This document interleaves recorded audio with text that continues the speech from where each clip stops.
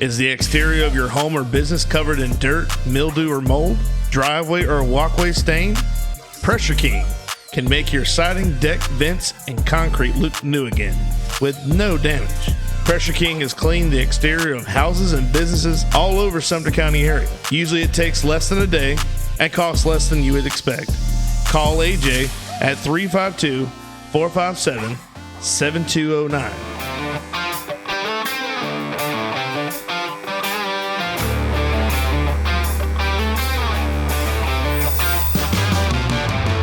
Welcome back to another edition of the Goblay Show. I'm your host, Billy, and today's special guest, he played Yaya on the movie The Sandlot, and he's been in a couple other television shows, couple movies. But without further ado, I would like to welcome my guest for today, Mr. Marty York. Marty, welcome to the Goblay Show. Thanks for having me on the Goblay Show. How's it going? It's going all right, man. It's finally stopped raining here in California. We've had, torrential downpours for 3 days now. So it's nice to not have it, but we need it. It's we don't get rain out here. So. Oh yeah. Well, here in Florida, it's been cold, but then it warms up. It's like bipolar weather. It'll be cold in the morning. And then once the sun comes out, obviously it'll be like, high 70s. It even got into the 80s a couple weeks ago. And it's like, man, can you just pick a weather or like a climate and just stay there? Yeah. I was in New Smyrna Beach, end of December. Yeah. And, it was windy, but it wasn't too cold. It was, a little bit of rain, a little bit of sun. That's the Florida way. Yeah. And you're getting that East Coast, breeze, that nice breeze off the coast there. That always makes it a little bit colder than it actually is. Yeah. A lot of people say that they're like, well, I'm from Michigan or I'm from there up north. And it's basically, I'm like, well, this is a different cold. It's just, I don't know what's so different about it. It's just that wind, when it hits you, just like it'll cut you to the bone. It's bad. Yeah. Well, I appreciate you coming on today. I'm obviously a big fan of yours. I love the movie The Sandlot. It's one of my favorite, and I would say all time, it's up there with Field of Dreams as best baseball movie ever made. How was, what was that like going through the whole, like how did you get that part? And by the way, for those who don't know, if you've been living on a rock for the last 30 years or 30 plus years, he played Yaya on Sandlot. So how did you get that role? Well, I started doing theater in Northern California. I grew up in Sacramento, about 30 miles north of Sacramento, and actually a smaller town than Sacramento. I did a lot of theater, small theater productions from about the age of 6 to about 10 years old. Gotcha. And my aunt was actually, she was like, owned one of the largest extras casting companies, like all the people in the background you see in the background of films. Yeah. So she, at the time my parents were getting divorced, and my mom, after doing all these theater productions, and I was like the star of a lot of these shows, the lady that owned the theater company said, hey, you should bring them out to LA and see if you could, try out for some bigger roles, like actual movie roles and stuff like that. And so my mom said, okay. So we moved out to Los Angeles, and my aunt got us my mom and I actually in a film with John Candy called Delirious. Okay. And, I've seen that. Yeah, that was 1991, I think. 1991. Gotcha. And like when they said cut or something, I started mimicking John Candy. I started doing his lines to my mom, and he overheard me. I was like 11 years old, and he came up. I felt a tap on my shoulder. He said, hey, kid, that's pretty good.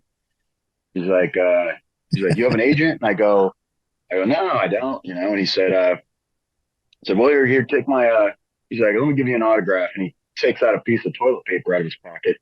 I don't know why he had toilet paper in his pocket, but he signed his autograph in the toilet paper. I still have it to this day. And that's awesome. Yeah. He gave my mom some information on his agent. So I went to his agent, and actually called them and said, "Hey, John referred me." And I got an audition with his agent, and I went to his agent's office, and I had to do a monologue from a commercial or something to get in. And the agent loved me and hired me. And first day I got an agent, she said, "Hey, I got an audition for you for a Colgate toothpaste commercial." So I went to the audition for the Colgate toothpaste commercial. It's my first ever audition. I had to dance with a little girl. And I was there with my mom, and there was like, a room full of a bunch of other kids that were auditioning. And so I went in the room and I had to dance with this little girl that was in the room. And I was like so shy because there was like producers and directors and a bunch of other people standing behind the camera, and it was bright. And I hid behind the chair. I was scared. And so the guy said, "Oh, come on out. It's all right." And I came on out. He's like, "Just dance with her, like, I'm like, "I don't know how to dance." And so like, he's like, just remember like a Disney movie you've seen, like Beauty and the Beast or something. I'm like, okay. So I like started dancing with a girl, and I get a call 2 days later, and they said like, he's got the part. And it was like my first thing ever audition for it. And so I went to a church, and I had to dance with this little girl, and it was a cool little spot. And they called me back to do a ragu spaghetti sauce commercial, which doesn't happen normally. Got an audition. Yeah. So I did that role. I had to play bocce ball on that. And then after that, like my mom was like, "Oh, this is easy. We just booking all this stuff." And then I didn't get anything for like a year after that. And I went on all these different things. I didn't get anything. And at the time, my mom and I were kind of just living from house to house. And yeah, I'm actually writing a script about my growing up, because it was actually pretty tough. I grew up in a pretty tough, part of LA when we first came here. And then 1993, I got the script for Sandlot. And I originally had to read for Bertram, the taller kid with the glasses in the film. Right. And there was actually a whole different scene I read for Bertram, talking about the beast he sits under that lean-to and in Mr. Myrtle's yard and all that. And so I went in and I read for Bertram, and I got a call back for Bertram, and went and read for Bertram again. Yeah. And then they're like, called my mom, said he's got the role. And I was like, "Oh, that's awesome." And then me and the guys went to the field, and they kind of lined us up because they wanted us to play baseball. They wanted us to train. So we like looked like we knew what we were doing out there, So we actually, our coach was the guy that played Squince's grandpa, I think, when he does the scene where he's the police chief. Oh, yeah. He was actually our coach because he was pretty good at baseball, I guess. Oh, that's cool. He was teaching us and everything. And as we were filming that, as we were practicing on the field in LA here, producers came and they pulled me and my mom aside and said, "Hey, we don't really think he's right for the role."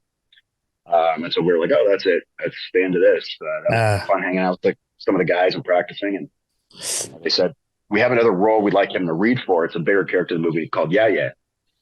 And they're like, he needs to have a ton of energy, and he needs to be very hyper and, energetic. And that's Yeah. So my mom took me to the liquor store and got me one of those big Hershey's Kiss bars, and she said, "Eat that whole thing." And so I ate the whole bar and went in and got a standing ovation from the director, David McEvans, and the rest is history. And I became Yeah. Oh, that's so funny. So the sugar's what did you in, huh? Yeah, the sugar. It wasn't liquor, I promise you. Well, when you said liquor store, I'm like, "Uh-oh, where's this going?" It was she got you something, and I was like, that would do the complete opposite for me. I'd be like, "Hey, what's up?" Yeah, it wasn't liquor at that age.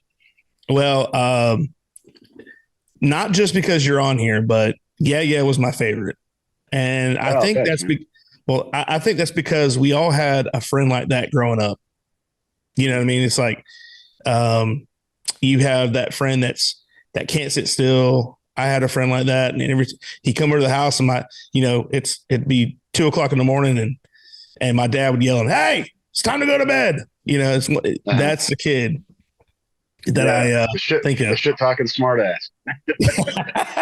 Yeah, exactly. Now, did you, besides the the energy stuff. Did you get to improvise anything with that, or was that all scripted? Like because they wanted a specific like way to do the character. It was. I mean, when I auditioned, I obviously read from the sides that they gave me. But when we actually shot Sandlot, Gotcha. a lot of the lines and everything were improvised. So like, Pat Renna who played Ham, him yelling out, "That's your sister over in left field, naked," and all that stuff. That was all stuff that basically the director was yelling at him off camera, just random stuff for him to yell out what to say. So he was yelling that stuff, off camera, and Pat was following what to say. And but one of my improvised things was I remember on set I had a book of your mama jokes. And, like, Those are the best. Me and the guys would like do battles each other. Like, your mama's so fat that not even Jesus can lift her spirits. And we would just go back and forth saying these your mama jokes. And after every one, I would be like, oh. And then one day Dave was walking by and he goes, "Do that again." And I go, "Oh." And that's how they got the scam full honey scene where we're baking like a toasted cheeser. And then I go, "Oh." And that was where that particular thing came from. So that was kind of improvised by me. That's funny.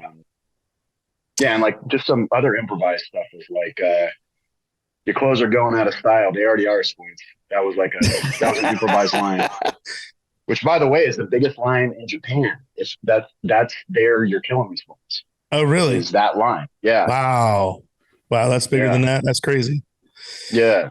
One of my favorite parts that you did was when they pull Squints out of the pool and they're like, "Oh, he looks bad," and you go, "Yeah, he looks really crappy." It's like,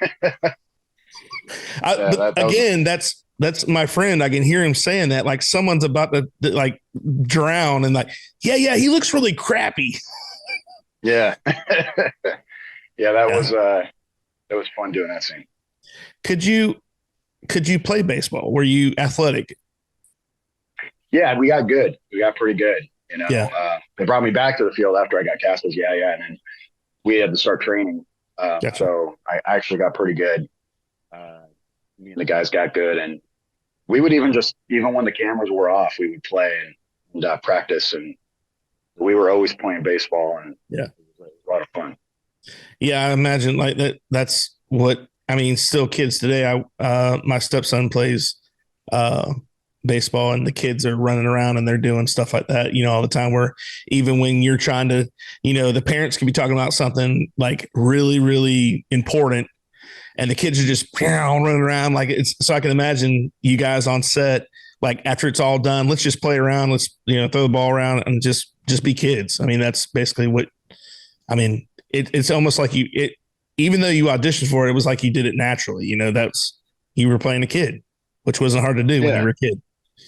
Yeah, if you actually zoom off to like the left of the screen when we're filming, you'll actually see all of our parents standing there watching the filming. So it's pretty funny. That's so funny. One of the favorite scenes that I like, every 4th of July I post it, is the 4th of July game. And it's one of the most, like, I think one of the best scenes in like cinematography, like just the way you guys are like stop playing baseball and you're looking up and all the colors from the fireworks are going off. And I mean, it just brings you back to, back when we were kids and we played at night or during the day and played all day. And, I think we were the last generation to play outside, and that's the feeling you got when you're like, man, these kids were away from their parents and they had no idea where they were. That's how we were, So it was pretty cool. But that's one of my favorite scenes of the movie. That and the pool scene, obviously, the pool with pool honeys. That was yeah. So do you keep? I know you guys have kind of went out and did like the 25th anniversary and the 30th anniversary, and do you keep like tabs with all the guys, or just was it because of that reunion that brought you guys together? Do you still talk to you? to each other. Yeah, we've been touring for 5 years now, believe it or not. Oh, wow. We've been touring since the 25th anniversary. And Gotcha. that was kind of what brought us all back together with the 25th. Whether your water is supplied by a public municipality or a private well, for residential or commercial use, Purified Water Services LLC has the solutions to provide you with simply clean water. We offer a complete line of professional water filtration equipment and accessories. Soft water makes a difference you can see and feel. Water heater and appliances last longer with less maintenance. Iron and H2S filters eliminate iron stains and offensive rotten egg odors and protects your water softener equipment from iron fouling. No matter what your problem is, Purified Water Services LLC has a solution. Contact Kenny Williams at 352-446-2709. So you still keep in touch with the guys. You said who was it that came back down? That you said lived there? The guy that played Timmy Timmons, Victor Mattia, he's one of my best friends on set. So we'd actually seen each other for many, many years before the 25th. And then on the 25th is kind of when I saw some of the guys. Like I hadn't seen Tom Guyree play Smalls since the Sandlot, or since we did the tour of the East Coast, because we did like a tour, nationwide tour after the movie came out to promote it. Oh, cool. But I hadn't seen him since then. And so, yeah, it was cool to see all the guys. And it was kind of like we were all thrown back in the mix. All the guys except Mike Vitar, who plays Benny.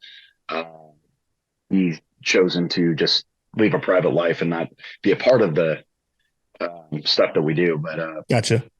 I visited him briefly in 2019 at the fire department he works at, and he's doing cool. great. And cool. Yeah. I see those guys like maybe every 3 weeks. Yeah, I just ordered a baseball from I got a baseball from it says the Great Hambino on it, and so that'll be coming in soon. I can add it to my collection. It seems like everybody else is doing good. I mean, it seems like they're doing their own thing, which is great, and I just think that was for such at a young age, it was such a big stepping stone that you guys were a part of something that like I said, this was probably one of my favorite movies of baseball. And a lot of people would argue with me on that, but it's just one of those classic baseball movies, Well, it was very cool because last year we, as you know, we did the 30th anniversary, and we went to the Baseball Hall of Fame.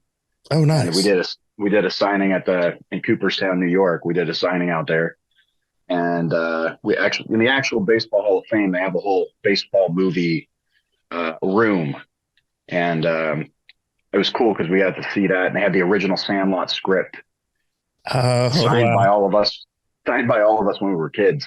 And it's cool to see what we wrote, back then. A lot of us writing "Follow Your Dreams," and mine was "Follow Your Dreams." And they had a big Field of Dreams thing, and it was really cool. It would have been funny to see somebody write "See you next summer" or something like you do in the in the yearbook. See you next, have a good summer or whatever. Like looking I think around. Somebody did write that. I think one of the guys did write that. That's See awesome. Next year or something. Really. Yeah, like you don't really get it. Like the first time I ever got a yearbook, I'm like, why are we writing in this? And they're like, that's what you do. I'm like, I don't know what to even write to you. Don't we go to school together? Yeah. Yeah. Like Napoleon Dynamite or something. Yeah. So I got to show you. I got something real quick right here.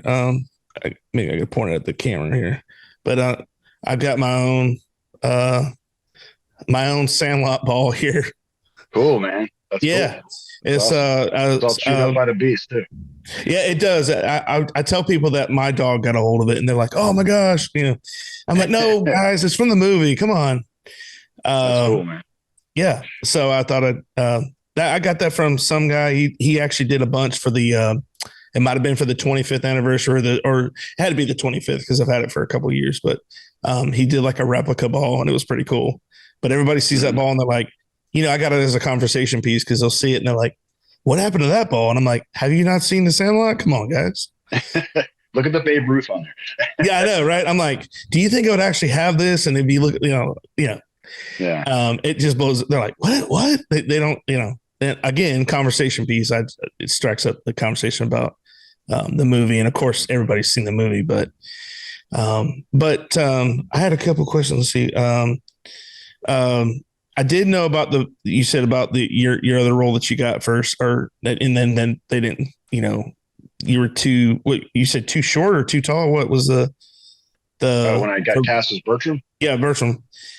I think it was. I just think I didn't fit the part.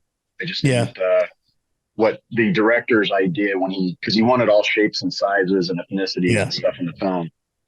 So at that point, he was just like, I didn't really fit that character. Yeah, he knew that I had potential to play in the film as one of the characters, but it wasn't Bertram. And I'm glad it was because it was fun to play that character and to that kind of was like the kind of kid I was anyway. So it was like me being me. You didn't have to really do much for it. Just act naturally, huh? Yeah, and say before every line. So. Bertram's character when he goes, "Big Chief, the best." Like I don't chew, but I could hold up bubble gum and do the same thing. I'm like, the best. I can see you doing that, but that's about the only one I could see you doing. But I don't know. It just is more fitting. And like I said, the energy and the silliness and all that, it just reminded me, like I can watch it today and think of, oh man, that's one of my friends. It just, and it's not just one friend. It's like, they were all like that. So. Yeah. I think that's what resonates with crowds that watch the Sandlot is that each kid kind of represents every kid out there. And so I think everyone can relate to one of those kids in that film. Yeah, definitely. Everybody can, they can point out a guy, and I was more like the Great Hambino growing up. I was a little. We don't like to say big. We just like to say husky growing up.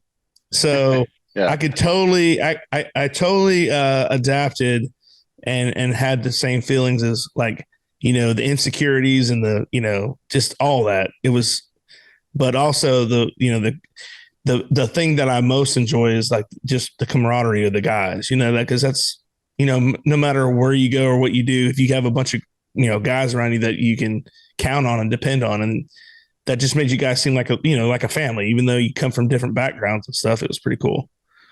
Yeah. Yeah. That was the cool thing about the film is that was kind of the glue that was holding all of us together was the love of the game. Right. Now, where did you film? Was this all in California or was it somewhere else? Did you go any? Oh, no. 99% of Sandlot was filmed in Salt Lake City, Utah. Oh, wow. Yeah. Wow. 99%? Yeah. The director needed a place that looked like Pacoima in the 1960s, and Pacoima, unfortunately, in the 1990s doesn't look like that. So there's a place in Salt Lake City, I think it was called Glendale, Utah, where that Sandlot actually is, and where we go every anniversary to do our anniversaries that hopefully it's still there in 5 years at our next one. But because we've gone there the past 2 anniversaries, and it's been really cool. They recreate the dugout and the backstop, and we go on stage and we recreate scenes, and thousands of people show up on the Sandlot field and they watch the movie on the Sandlot. So it's very cool. But awesome. Everything is in Utah. I mean, when we went there last year, I got to go back to the pool we shot the Wendy Peppercorn scene at for the first time in 30 years, and looks exactly the same. I mean, everything over there looks exactly the same. I can remember the scene after he kisses Wendy and we're walking behind the fence when they throw our towels out, and we're walking behind and he looks at Wendy through the fence. Even that back alleyway, I remember as a kid, taking a stick and tying a piece of string to it. And there's a stream, and I would go fishing, try to I would catch these mealworms and try to catch them with a stick and a string back there. So it was like it just brought back a lot of nostalgia when we Yeah, shot the film, and that's um, awesome. it's crazy. Like when you grow up, everything looks a lot smaller, Yeah. than it did when you were a kid. The Sandlot was huge to me when I was a kid, Yeah. and you actually go on the field, and you're like, this field's not that big. Um, Yeah.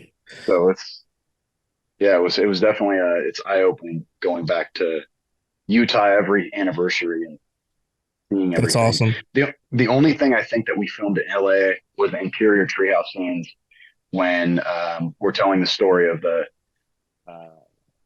the Legend of the Beast. Right. That was the only thing that we filmed in a soundstage. They recreated the treehouse, and we were inside of the treehouse. Oh, that's cool. And, yeah, but that was it. I mean, everything was filmed in Utah. Yeah. Well, I'm glad you brought up Wendy Peppercorn because she was like, I think she was every young man's crush from that movie because everybody wanted to be like Squints and get that, the older girl that was the lifeguard, get her attention. And I just think that was so. I mean, the way it was written and everything. But her and oh man, the girl from The Great Outdoors. Oh my gosh, those two girls. I mean that they were like the sweethearts of my childhood. Like I'm like first crushes. The Great Outdoors. I'm gonna have to look that up and see who you're talking about. I can't think of her name right now, but she was kind of like the way she played. She had that like she was not a runaway, but she like lived. You could tell like she was like a rebel, like she did whatever she wanted, and she was in the pool hall and stuff like that. And you're just like, that's the bad girl. That's like she does whatever she wants. I mean, that's the kind of girl. That's the kind of woman you want. Yeah, I got to check that out. Yeah, Marley's cool. We who played Wendy. We last time we saw her was a signing 3 years ago. And it wasn't 3 years ago because 3 years ago was COVID. It was 2019, and we did I think it was the Mall of America. We did a signing at a sports shop there, and it was everybody, obviously except for Benny, and Marley was there too. And that was the first time she'd seen us since we were kids. Oh yeah, and that's awesome. Cool seeing her, and after shooting that scene with her so many years ago. But it's funny, she's done a lot of other movies, and that's the movie she gets recognized for the most. Yeah. I mean, not to take anything away from her and the other things, but it's just like, you have that one thing that everybody recognizes you from, just like, Carl Weathers, he just passed and somebody posted, they're like, Rocky and what else? Carl's an icon, man. Like, I know, but they didn't put Predator. They didn't put Action Jackson. I'm like, come on, man. Rocky, Happy Gilmore. Yeah, he was Chubbs. Yeah, that's what I'm saying. Like Predator. He was in The Mandalorian. I mean, he had. But you got one role, and they always look at Rocky because he was Apollo. They're like, oh, he's. This and that. And I'm like, guys, he did other things, man. They're just as good. Like, it'll always be, you can always move on to other things, but you have like so many, my most iconic role obviously is playing Yang in The Sandlot, but I did a lot of other things, a lot of other guest starring roles on TV shows that probably nobody remembers, and except for Boy Meets World, which I get remembered for that sometimes. But you have that kind of like Julio White who plays Urkel. I'm sure that he can do anything else in the world, but you could do a movie, and they're gonna be like, "What's up, Urkel?" You're gonna be remembered for that. So, Catfish Johnny's Restaurant, serving the Lake Pennsauken and surrounding areas since 1990. For the last 33 years, we have strived to serve great food at great prices and a friendly, casual atmosphere. If seafood isn't your thing, our burgers or wings are the best around. We have daily specials too. Check us out on Facebook or Instagram for more information. Pat's Taps at Catfish Johnny's. Pat's Taps is Lake Pennsauken's newest tap room, offering 14 rotating craft beers on tap. We also offer bottled domestic beers, seltzers, ciders, and wine, as well as a variety of appetizers and puffs. Our family-friendly tap room is a great place to come hang out and enjoy some one-of-a-kind craft beer. You can find us on Facebook, Instagram, or the Untapped app. But I don't think it's... You got to take... Yeah, I don't think it's a bad thing. I think it's... I mean, I'm sure somebody was like like you're saying, I've done other things, guys. Why do you always remember that? But man, it's just iconic. It's Michael J. Fox. I think for all of us, being remembered for this film is special because it's a good film. Yeah, not like absolutely. You're remembered for it. It's not like I'm being remembered for the Human Centipede or something. Yeah, it's like yeah. No, I mean, I don't think you even work after doing that film. That film is just like repulsive. Yeah.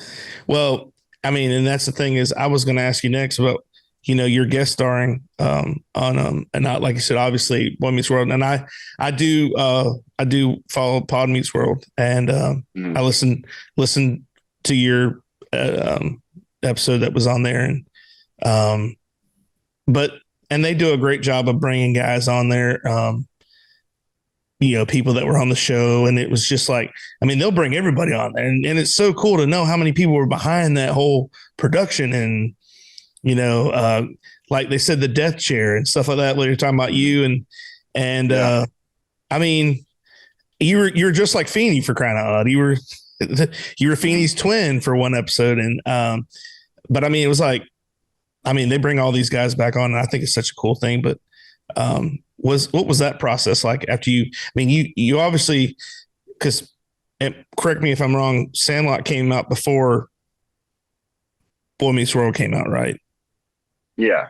Sandlot came out before, and then after that, auditioning for stuff and booking stuff wasn't as hard. Because I had the acting chops from Sandlot under my belt, and I had I think Boy Meets World was like the next audition I went on. And, gotcha. Even two of the other guys there's a couple of guys from Sandlot that were on Boy Meets World.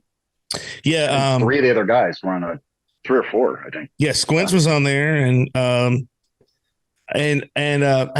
keep blanking on his name, and I'm terrible with names, especially with actors and actresses. I think the guy Chauncey was on there. Pat was on there. Yeah, Pat. I think Grant, who played Bertram, was on there. Oh, okay. Yeah. That's right. And I think Brandon was on there. Who played Denunez. I think he was on there. Yeah. Not sure though. But yeah, I mean, they had like every '90s child star on that show. It was like, yeah, it was it's always cool hanging out with those guys again because they're so down to earth, and yeah, it was just fun shooting that show. I think I was like almost on the whole first season, except for the pilot. Chauncey, and I think Chauncey was on the pilot, but I was on after him. I was on almost the whole first season of the show. Right. And I thought I'd gotten fired because I had that scene with Mr. Feeney where I had to dress as him, and I did the line incorrectly or something. I messed because it's in front of a live studio audience. So it's not like a movie where you can do take after take if you screw a line up. It's like You're in front of a live studio audience. If you screw the line up, you're like, so I thought I was fired because of that, but it was nice understanding how the director, I think it was Michael Jacobs, that they were talking about, that had the death chair where anybody that sat in that chair was gone in a couple episodes later. So yeah, it was interesting to learn more as I did that Pod Meets World podcast. But yeah, after that, it was I just kept acting until I was about 17, and left the business after I got in a bad car accident, going to an audition, as a matter of fact. Oh yeah, I was going to ask you about that. It was how you said you were 17. Yeah, I was 17 when I got in an accident. Oh, okay. But I would drive from, Hollywood to where I lived, which was kind of on the outskirts. But it was about 60 miles one way. And then you're driving there, you're going to school all day, driving to the audition, driving back in rush hour LA traffic, which is horrible. And getting home, having to do your homework, and then doing it all again the next day. Because I would audition almost every day. Yeah, that's exhausting. Oh yeah, and then it gets to a point where it becomes too much. and, fell asleep at the wheel, went over the lane and head on 60 miles an hour. Broke both my legs, had to relearn to walk again, died on scene because I lost blood. Had to get several blood transfusions, which was crazy because a lot of the people in my life, my parents and my acting coach and the director all came to give me blood when I have that. So I have all their blood in me. And it was really, really great to have people that, and some of the guys from Sandlot visited me in the hospital when all that happened. And after that, I just kind of just was burnt out, Yeah. Because I think I did like 5 or 6 guest starring roles after Sandlot on TV shows and voicing cartoon characters and stuff like that. And just left. Before the accident, did I read or hear that you were on Saved by the Bell? Yeah, I did an episode of Saved by the Bell. Gotcha.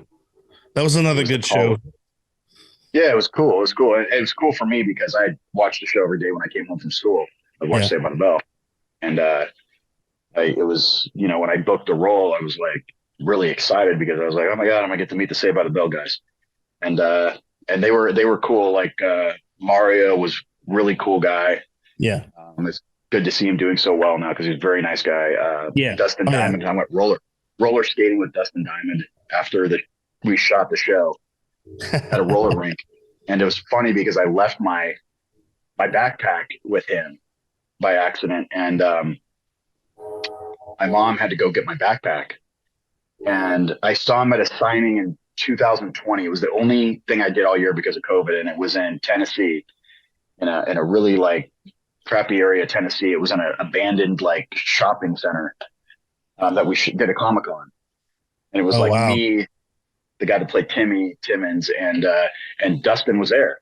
And I said, hey, Dustin, remember me? I did the college years. He goes, yeah, you had that black and red JanSport backpack that you left in my house. I'm like, you remember that? That's crazy, dude. But it was surreal seeing him there, and just very humble guy. And it's sad to see that he passed away. But right. Do you think?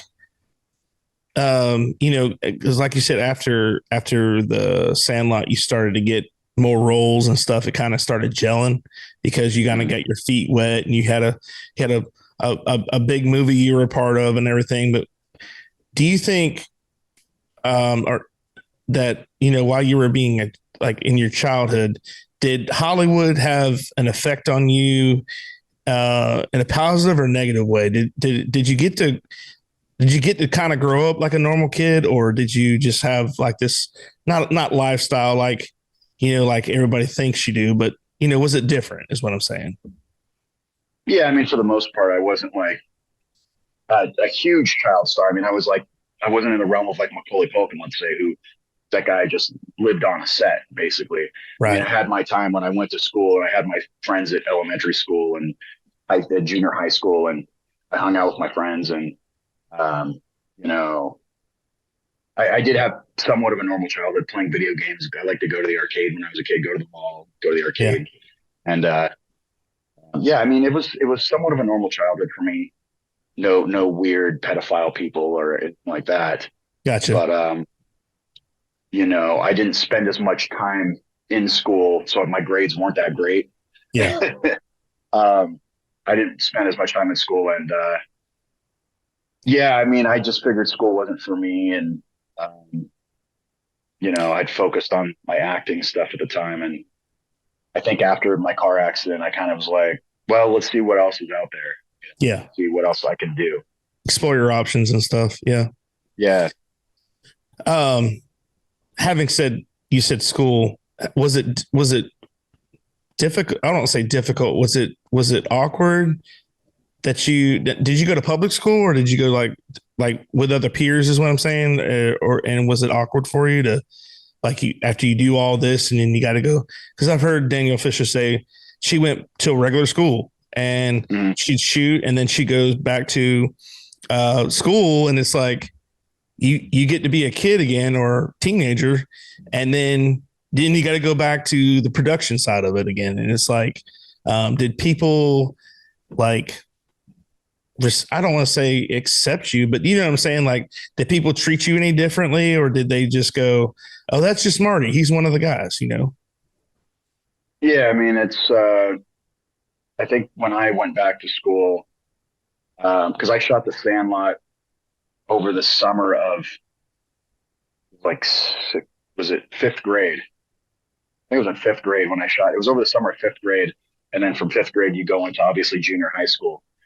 So for me, like after shooting Sandlot, like I would walk through the school and like all the cheerleader girls would be like, "Oh, it's little yeah, he's so cute." Because I wasn't like a big guy. I mean, I was a tiny little kid, Yeah. and the jocks didn't like me because I was, there's jocks at every school, but there's not guys that are in films at every school. Right. And so like, especially like the level of Sandlot. So it was like, it definitely was, they didn't like me. I think I got trash canned a time or two. Did you ever get a swirly? No, I didn't. Okay, good. Neither did I. So we have something in common. We never got a swirly. No, I did get trash canned. I do remember that. And I guess that was like the thing that the high schoolers did to junior high schoolers when they came to school. Yeah. So, but yeah, it was, I would I think the kids some of them started getting jealous because I was able to just leave early because I had to go on set sometimes. I had to leave in the middle of the day. Yeah. When I went to school and go shoot something or go do voiceovers for something. So, my school life, and then I got in the car accident at 17. So after that, I left school completely and went to home study. So I never went to a prom or never did all of that stuff, Yeah. Duto Realty is a homegrown business with an eye for getting the job done right. From football games to Sunday school and everything in between, these ladies care about our community and the people in it. Helping buyers and sellers in all of Florida with all types of transactions, including residential, commercial, farm, or vacant land. They do it all. They even offer auction services and sellouts to always get the job done right. CY Western Company is located in Bushnell, Florida. It's a great place for boots, clothing, gifts, and accessories for the whole family. They are a family-owned and operated business that opened in 2008. They offer free gift bagging and layaway services, and also a 10% discount for 4-H and FFA members with proof of membership. Be sure to like them on Facebook where customers can stay updated on sales and giveaways. You can find them next to Lowry's True Value Hardware in Bushnell, open Monday through Friday, 10 to 6, and Saturdays, 9 to 5. Be sure to check out CY Western Company. Yeah, that's, like you're saying about the trash canning, where we are from in Florida, it's a rural area. So, rural area where there's a lot of agricultural and stuff like that. So our biggest thing was, now this never happened to me because I never took the class, but in ag class, they would, dunk people in the cow trough, like fully clothed, just like your school clothes, is like, dump you in there. And that was your initiation for ag. What is in the cow trough? Just water, or just water? Yeah, just water. Oh, okay. Which now I think would be a lawsuit. Yeah. Nowadays, be different. Well, I mean, it was just a different time back then. I mean, half the stuff you do that we did wouldn't fly over real well today's world, just because people just, either it's too dangerous or it was not a good idea then either, but it's just not a good idea now. But it's hilarious how, even though you grew up in California, I grew up in Florida, we still had the same things that were going on in the same schools. And that's funny how that all plays out like that. Yeah. I think it's definitely different era. It was, you look at even the TV shows like Beavis and Butthead and Ren and Stimpy and the stuff from those days, even the humor on different sitcoms like Boy Meets World was like, a lot of that stuff people would get offended by today, or, Yeah. Are you a sports fan? I am for certain stuff. Like I love UFC, huge UFC, not UFC fighter, but huge UFC, like lover. And, Actually got to go to UFC. I got to go to a match. When was it? Last, I think it was last. Yeah, it was around July or August of last year. Yeah. It was actually the week before we did the Sandlot 30th anniversary Oh, that's in cool. Utah. Yeah, so I got to go to that, and it was really cool. See Dustin Diamond fight. I mean, Dustin Diamond, Diamante. What do they call him? The Uh, Diamond Poirier. Dustin yeah, Poirier. Why am I calling him Poirier, Dustin yeah. Diamond? Because he's the Diamond. That's his. Gotcha. Yeah. I only know some of the guys' name because I listen to Rogan. I don't. Yeah. I would love to get into the sport. I just don't know anything. Like, I mean, I remember Chuck Liddell and like who was that? Ken Shamrock back in the day, like way back in the Yeah. day when they first started. It was all like Tap Out was real big clothing brand and all that back in the. You know what I mean? It was. I mean it wasn't obviously as big as it is now, but I don't know. I just never got into it. I'm more of a. I would love to. I would love to start, but I wouldn't even know where to even start. Like open that box. I've met a lot of the big guys. Like I met Conor McGregor at the beginning of his career. Yeah. Or like actually after he had beaten I can't think of the fighter's name right now, but I met him like after his first two wins in Las Vegas. Yeah. And I had lived in Las Vegas previously in my early 30s. And I knew all the bouncers, so they put me on stage, and I was like taking shots with him, and he didn't have any like entourage or anything. We were just taking shots together of Irish whiskey, and he was very cool. He's like, Marty, take another one. And met Chuck Liddell at Houdini's mansion of all places. Oh, that's cool. I got an invite to Puig's because we did the 25th anniversary, and we did Dodger Stadium. We did a huge thing at Dodger Stadium. So we met Puig there. Yeah, I met Yasiel. Wow. He has the Wild Horse Foundation, which helps inner city kids, and gave me an invite to his benefit. And it was at Houdini's mansion. I'm a huge fan of magic too. I love like sleight of hand and stuff like that. I used to work at the Magic Castle in Hollywood. So that was one of my many jobs. Did they call you 3-card Marty? That's a good one. I never heard that. No, they didn't. But yeah, I met a lot of the fighters, and that's cool. Yeah. Yeah. I was that Conor McGregor Mayweather fight. Man, I was pulling for Conor. I was so waiting that Floyd. I was like, Floyd's gonna get beat, and then Floyd did what Floyd does. He just sized him up, and he just kept jabbing, jab, jab, jab. And well, his defense is impeccable. I mean, it's like the best of any fighter in history. And, I thought that I think Conor fared very well against him. I think better than any other person from another sport. It wasn't like the Logan Paul guy just throwing random, flat punches at him. And Mayweather was just playing with him the whole time, like, all right, I'm blocking that, Yep. And tearing him down. Yeah, it's just like throwing random punches. There's no form to what you're doing. But Conor actually fared well. He got him with a nice punch with one of them. Yeah. At one point, I was yelling, "Just kick him already!" Yeah, but you can't do that in boxing. So yeah, you would have been disqualified if you did that. Yeah, but I mean, that's like taking somebody out of like hockey and putting them into football, and then they get in a fight and they go, "Let's duke it out," and they're not allowed to do that. And it's like, what? But this is how I always do it. Yeah, it's interesting when these crossover sports that are happening now, just strange to me. Did you so do you have a favorite fighter? A UFC fighter? Probably Dustin Poirier. Okay. Which is embarrassing. I think I lost you. Can you hear me? Yep, I can hear you now. Go ahead. Oh, okay. No, I said my favorite fighter is Dustin Poirier.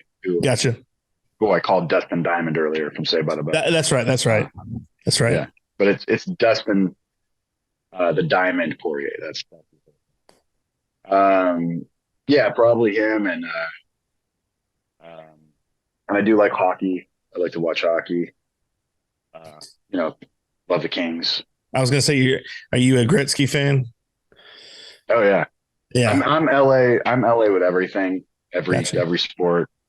Um, Yeah, yeah, yeah. See, I grew up, growing up on the East Coast. Hockey, and especially in Florida, we didn't get a team till later, but there was no hockey in Florida until Mhm. Miami got a team, and then Tampa Bay got a team, and Tampa's been doing really well. But I do like the Penguins. I do Mary Lemieux, and Crosby are, obviously they're my favorites, but um, Yeah. and Yager, they're all good. I don't know. Hockey's another sport I like watching. You're I Pittsburgh with cannot a tell lot you. of stuff. It's yes, yeah. It's especially great to go and watch live. Mhm. But I could not tell you unless they score. I could not tell you what they're doing. Mhm. I mean, it's but now football or baseball. That's me. I'm more of a football baseball guy. I used to watch basketball, and it seemed like every time I pulled for my team, the Magic, the guy would end up going to LA. So Shaq and Dwight Howard Mhm. Yeah. both left us, and it leaves a bad taste in your mouth after a while. You're like, man, guys, just stay where you Yeah. are. Yeah. Exactly. Promotional consideration paid for by the following: Travelin' Tom's Coffee Truck, the delicious mobile coffee truck that brings you the caffeination inspiration you need. We deliver signature coffee products like our Nitro Cold Brew and Caramel Frappe to any occasion or festivity. And for those who don't like coffee, we offer a variety of delicious hot chocolates, energy drinks, lemonades, and teas. That's Travelin' Tom's Coffee Truck. Yeah. It's the Lakers are hard to get into after Kobe died for me. Like it's for a while there. I was enjoying some of the games, but it's just like just Yeah, watching Kobe play to me. I mean, he's my favorite player out of any sport yeah. probably, and he oddly enough named his podcast the Punies after the Sandlot. That was his 4th of July tradition to watch the Sandlot. Oh, that's so There's a cool. lot of yeah, if you look up Kobe Bryant Sandlot, you'll see interview after interview after interview of him talking about Sandlot. He loved it. And he would watch it every 4th of July with his kids. So Oh, yeah. me and the guys were trying to get to go to Vanessa's house or something for maybe one of these 4th of Julys and watch it with her family, just kind of bring back memories for them. Yeah, that would be awesome. Yeah. Um, did you have and we're going to kind of stay on the same subject with sports, but did you have a favorite sports movie besides? Did you watch the Sandlot at all? Like a lot of people, once they're in a movie, they don't really want to watch it. You know what I'm saying? Or a TV show, they don't want to watch it. They don't want to watch. I'm the same way with the podcast. I don't want to watch it again. Mm-hmm. I've done it, and even though it's a smaller scale, which you did in the movie, is there Mm-hmm. a movie that you watch and you go, I could watch this movie 100,000 times and not get old of it? It never gets old. Yeah, for me, it's like The Shawshank Redemption. Like I could watch that movie. I've Great seen that movie. movie like 100 times. Great movie. It's my favorite film. Yeah. Definitely love that film. I love the Terminator 2. Like I could watch the Terminator movies like over and over again. Love those films. It's funny that both those movies came out at the same time, like around the same era, genre, like not exact date, but around the same time frame, Yeah. Well, Terminator 2 came out. I remember I first had come to LA with my mom, and Terminator 2 had just come out. I think it was like 91 or yeah, it was like 91. 91. And I remember going to the theater to watch it. I was just like left like that's the coolest thing I've ever seen. Like, it was an amazing film. And I wanted to have like a dirt bike like John Connor and Edward Furlong, in that movie, and drive down through the tunnels of the what is that, where they drain the water out of LA. The wash. Yeah. I knew you had a term for it. I've never been to LA. I've never been to California. I would love to go, but I know everybody's got like their own terms for everything. So I'm like, yeah, that's something that would be awesome to do. Yeah. Well, I ended up riding dirt bikes and I started loving it. And I mean, I grew up on a rural area on the outskirts of LA anyway. So there's trails all over the place. So Gotcha. I could ride my bike everywhere, and I still ride dirt bikes to this day. Cool. Yeah. We have a little, well, like around our area, it's very, there's a place called Sugar Hill, and it's just sugar sand. It's just beautiful white, very fine sand. And a lot of people go up there with like these, they're not, well, they have dirt bikes, but they have what do they call that? A sand rail or whatever. It's like a truck with like a, almost like a, yeah, like a dune buggy. Yeah, a dune buggy. And they drive those all over the place, and that was the thing back in high school. You're like, let's go to Sugar Hill and get stuck, and it's like, yeah, you're like, why? What would you? But yeah, that's pretty cool. Motocross, you like motocross, or is it just? yeah, I love motocross. Yeah, Cool. I go to like Monster Jam out here sometimes, and watch the motocross and the what are they, the monster trucks and everything. It's pretty cool. Yeah, a friend of mine knows Ricky Carmichael, and I I had no idea who this guy is. But they're like, he's like the Tom Brady of motocross, and I was like, oh, okay, all right, good to know. So when everybody talks about motocross, I just go, yeah, Ricky Carmichael. Like, look, like did I pass? Like, is there anybody looking? Or are they like questioning me what I said? So let's see what was gonna. Do you besides sports, are you into anything else besides the motocross? Do you have any other hobbies? Just the motocross, and I still practice sleight of hand.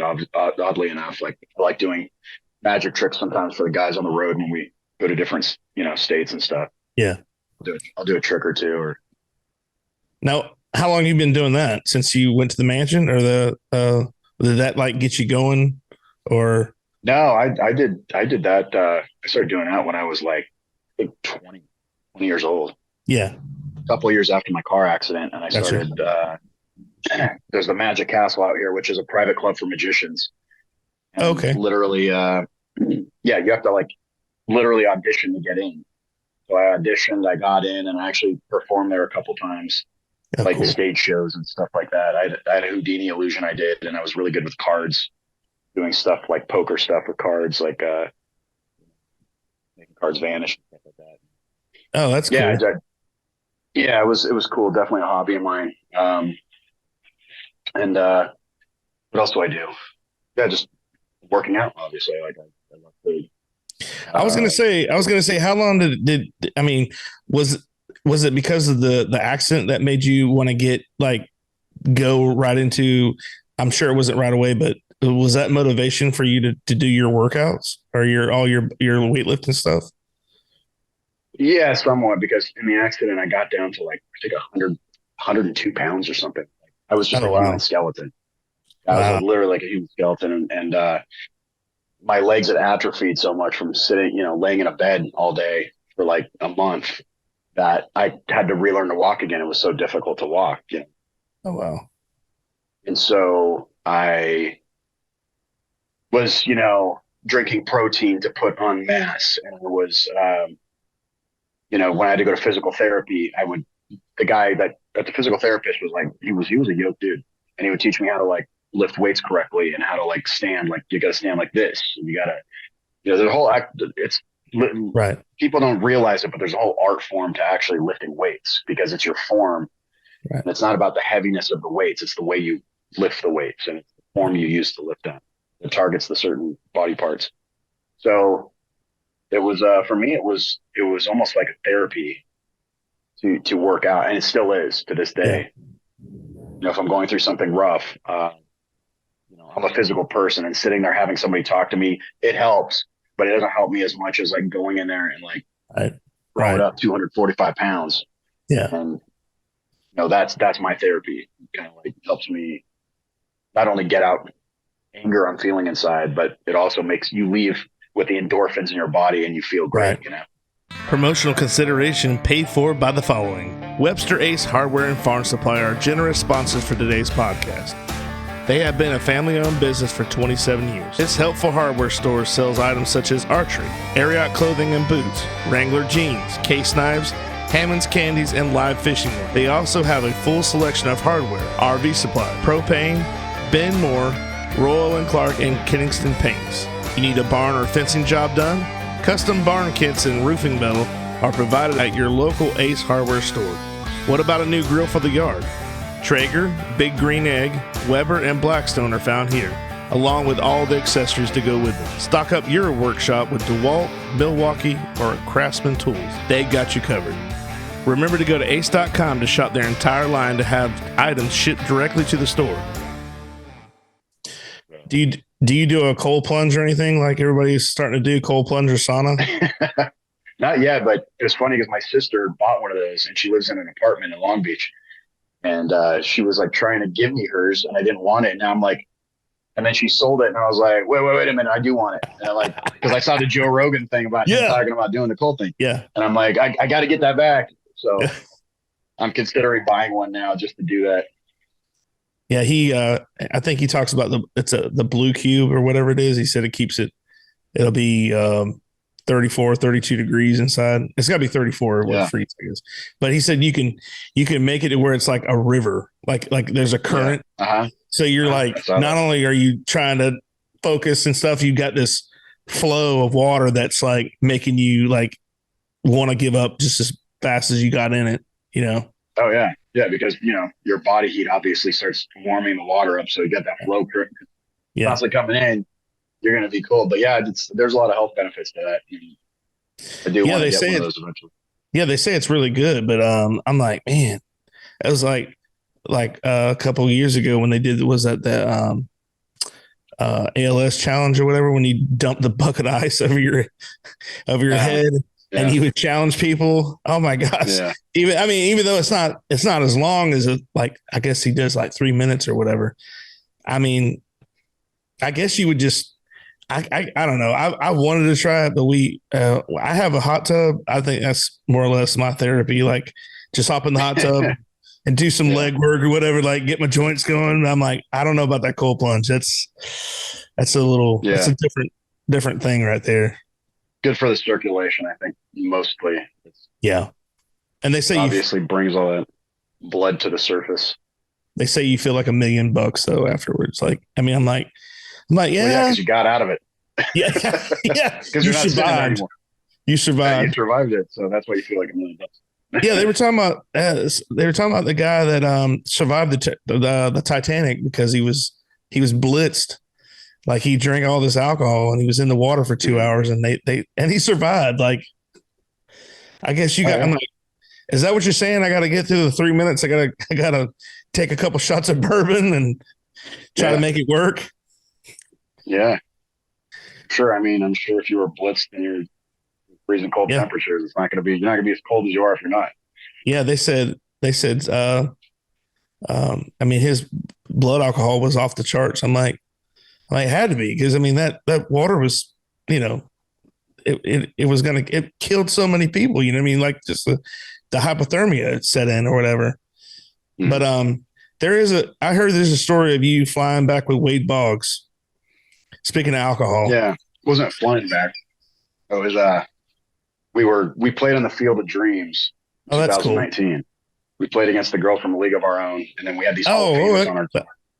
Yeah, it was cool. That's we had these Hall of Famers on our team too. So we had Wade Boggs was on the other team, and I had Reggie Jackson on my team. Oh yeah, that's awesome. Ozzie Smith was on my team. And we had to fight over who played shortstop because obviously I played shortstop. You're like the first one that can do a backflip. Yeah, no, that wouldn't be me. He would have won. But Wade Boggs had a trail. He had his RV there, and he was. There was a bit of a driving back from the Field of Dreams to our hotel. Oh, okay. So he had a giant. I mean, his what is it called? His not a freezer. It's like the thing you keep beer in. I can't believe I can't remember the name. A cooler? Yeah, the cooler. Yeah, his cooler was like the size of a car, and it was like just filled with like Coors Light. And he was just drinking one after another.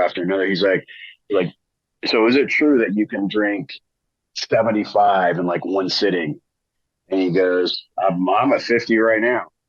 So Wade Boggs with the cooler, he how many beers do you think he drank? Oh man, he probably drank about 75. Oh my God. Well, funny because he was in It's Always Sunny in Philadelphia, and I think they had the Wade Boggs challenge where he drank like 90 beers or something, and like on the plane. And I'm like, they were on like a plane in the show, and he drank like 90 beers, but yeah, he drank about 75 on our way back to the hotel. Yeah. And then it was really funny because him and the guy that played Squints got drunk, and they were singing "My Heart Will Go On" by Celine Dion and karaoke. Nice. That's awesome. Very funny. Yeah, we got to find a way to do that somewhere. It was hilarious. But he was a cool guy. That's very awesome. Cool. I mean, cool. We've seen him a couple times at signings. We saw him last year at the Baseball Hall of Fame. He calls us the Little Leaguers. He goes, "The Little Leaguers. Look at the Little Leaguers," and he gives us all a hug, and he's like, "I missed you guys." And he'll go out and have dinner with us, and he's just the coolest guy ever. That's cool. Yeah, we also saw him in. We did it's a card show in Atlanta, Georgia, and it was like a big card show, and he like baseball cards and football cards and all that. Oh, cool. He came out to dinner with us, and he had his bucket of beer right next to him. And it was funny because the guy that played Ham Patrick ordered a saucer of, it was like milk. He's like, "You ordered a saucer of milk? What do you got?" He's like, "Yeah, what of it? Everybody does that, right?" Yeah. Oh, that's so funny. Well, hey man, I know you're busy. I know you got to get going. But I really appreciate you coming on. And I'd love to have you back on some other time. Wish you the best. Stay out of trouble out there in LA.